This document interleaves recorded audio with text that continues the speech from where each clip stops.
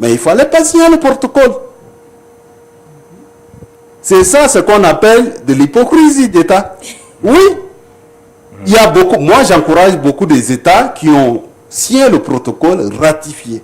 Beaucoup des États, comme le Rwanda, a ratifié. Les Africains entrent ici, ils prennent le visa à l'aéroport. Le Kenya est là. Beaucoup des États africains, l'Éthiopie, le Ghana, beaucoup des États font.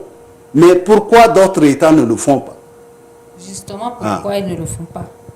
Mis à part les problèmes, des facteurs, ils ne sont pas réunis là. Parce que moi je dis qu'ils ont des agendas cachés. C'est comme quoi par exemple? Qu'est-ce que vous pensez que c'est derrière là? Bon, le problème est beaucoup plus lié à la situation des migrants et réfugiés. Ce problème-là. Et vous savez très bien qui a peur des migrants et des réfugiés. Et qui a bien peur que les Africains se libèrent et circulent librement. C'est les Occidentaux. Ce sont eux qui ne veulent pas que l'Africain circule comme il veut. Est-ce que les Africains, eux, ils le veulent? Oui, les Africains le veulent très bien.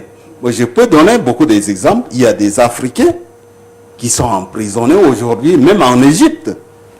Il y a plus de 200 000 Africains, migrants et réfugiés, interdits de quitter le sol égyptien. Vous voyez? Parce que, quelque part, ils sont là, ils sont entrés en Égypte, et voilà, ils sont restés là, ils sont devenus des réfugiés, et selon la Déclaration universelle des droits de l'homme, on le sait très bien,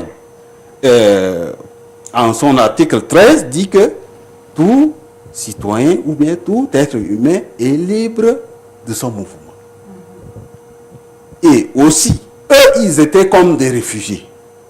Ils ont le droit à un document. Parce que quelque part, certains réfugiés n'ont pas le droit à un passeport. Parce qu'ils ont des influences politiques de leur pays. Est-ce qu'ils ont le droit à une carte d'identité? Parce que pour avoir le passeport, il faut aussi une carte d'identité. Mais quand on parle de réfugiés, c'est eux aussi ont des cartes d'identification. Mais ont le droit aussi, selon la Convention de Genève 1958, sous son article 28, ils ont le droit de détenir un document de voyage. Mais vous savez que ces réfugiés sont interdits de documents de voyage. Alors que ce pays est signataire de la Déclaration universelle des droits de l'homme, article 13. Il viole, signataire de la Convention des réfugiés de Genève 1958 et son protocole de 1967, il viole.